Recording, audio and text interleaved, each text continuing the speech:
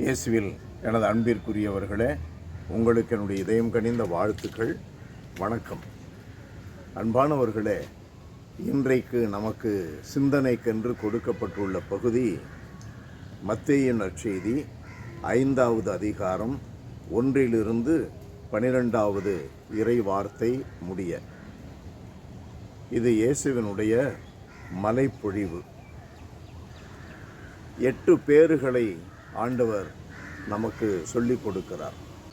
இந்த பேறுகளை நாம் எப்படி உரிமையாக்கி கொள்ள முடியும் என்பதை குறித்து தான் நாம் சிந்திக்க வேண்டும். ஏழையரின் உள்ளம், எளிமை, தாழ்ச்சி, யதார்த்தம், அனைத்திலும் என்ன ஒரு அற்புதமான கலவை இருக்கும். மிகுந்திருக்கின்ற கலவை என்ன? இறை நம்பிக்கை. அடுத்ததாக துயருறுவோர் பேறு பெற்றோர். ஆண்டவர் இயேசு நமக்கு பலமுறை சொல்லி இருக்கிறார், உங்களுக்கு உலகில் வேதனைகள் உண்டு, துன்பங்கள் உண்டு. துன்பங்கள் வழியாகத்தான் நாம் இன்பத்தை அடைய முடியும். சாவின் வழியாகத்தான் உயிர்த்தெழுதலை பெற முடியும். இது இயல்பான நியதியை கடவுள் வகுத்து வைத்திருக்கிறார். ஒரு மகன், ஒரு மகள் எப்படி தன்னுடைய வாழ்க்கையில் அப்பாவினுடைய வீட்டிற்கு, வானக வீட்டிற்கு செல்ல முடியும், இலக்கை அடைய முடியும்? துன்பங்கள் வழியாக. கனிவுடையோர் பேறு பெற்றோர். இயேசு ஆண்டவர் 11, 29, 30 மத்தேயு நற்செய்தியில் சொல்கிறாரு, என்னிடமிருந்து கற்றுக்கொள்ளுங்கள், நான் கனிவும் மனத்தாட்சியும் உள்ளவன்.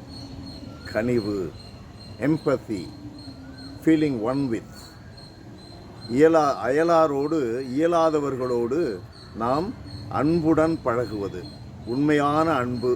அவர்கள் எப்படி உணர்கிறார்களோ அப்படி உணரும்படி நம்மை தாழ்த்தி கொள்வது. அந்த கனிவு நம்மிடம் இருந்தால் ஆண்டவர் என்ன சொல்லுகிறார்? அவர்கள் நாட்டை உரிமை சொத்தாக்கி கொள்வர், வான் வீட்டை உரிமை சொத்தாக்கி கொள்வர். அதுபோல நீதியை நிலைநாட்டும் வேட்கை, நீதியை நிலைநாட்டும் வேட்கை கொண்டோர் பேறு பெற்றோர், ஏனெனில் அவர்கள் நிறைவு பெறுவர். அப்படின்னா நீதிக்காக அவரவர்களுக்கு கொடுக்கப்பட வேண்டிய மரியாதை, மதிப்பு, அன்பு, பொருளாதார உதவி, உடல் உழைப்பு, ஆறுதல், நல்ல வார்த்தைகள் கொடுக்கப்பட வேண்டியவைகளுக்கு நாம் எப்பொழுதும் தாகமாயிருப்பது. அப்படி என்றால் நம்மில் அந்த சுகம் குறைந்தால் மற்றவர்களுக்கு அது நிறைவு. அந்த குறைவை நாம் நிறைவாக பெற்றுக்கொள்ளுகிறோம். குறைவை நிறைவாக பெற்றுக்கொள்ளுகிறோம். இரக்கமுடையோர் பேறு பெற்றோர், ஏனெனில் அவர்கள் இரக்கம் பெறுவர். ஆண்டவர் நமக்கு சொல்லி கொடுக்கிறாரு, மற்றவர்களை மன்னிச்சாதான் கடவுளும் உங்களை மன்னிப்பார். கடவுள் இரக்கமுள்ளவராயிருப்பது போல நீங்களும் இரக்கமுள்ளவராயிருங்கள். நம்ம இரக்கம் காட்டினால் அது தானாகவே பல அளவுகள் கடந்து அந்த கடவுளுடைய இரக்கத்தை நமக்கு பெற்று தருகிறது. அமைதி ஏற்படுத்துவோர். ஆண்டவர் இயேசு செல்கிற இடங்களெல்லாம் சமாதானம் உண்டாகட்டும். பிறப்பின் பொழுது அதுதான், உயிர்ப்பின் பொழுது, உயிர்ப்பின் பிறகு அவர் தான் திருத்தூதர்களுக்கு கற்றுக் கொடுத்தது அதுதான். செல்லுகின்ற வீடுகளிலே சமாதானத்தை தெளிவீங்கள் ஆண்டவர் சொல்கிறார். நம்முடைய வாழ்க்கையில் சண்டை, சச்சரவு, கோபம், அகங்காரம், சுயநலம், தான் என்ற ஆணவம், இவைகள் மத்தியில் சமாதானத்தை விதைக்க நம்மை திருத்தூதர்களாக அனுப்பியிருக்கிறார் ஆண்டவர். அன்பானவர்களே, நீதியின் பொருட்டு துன்புறுத்தப்படுவோர் பேறு பெற்றோர், ஏனெனில் விண்ணரசு அவர்களுக்குரியது. நம்முடைய முன்னோர்கள் அத்தனை புனிதர்கள், திருத்தூதர்கள், எல்லாரும் மறைசாட்சியர், எல்லாரும் இந்த விண்ணகத்தை உரிமையாக்கி கொள்ள ஆண்டவருக்காக, அவருடைய பெயருக்காக, இயேசுவின் பெயருக்காக தங்களையே ஒப்பு கொடுத்தார்கள்.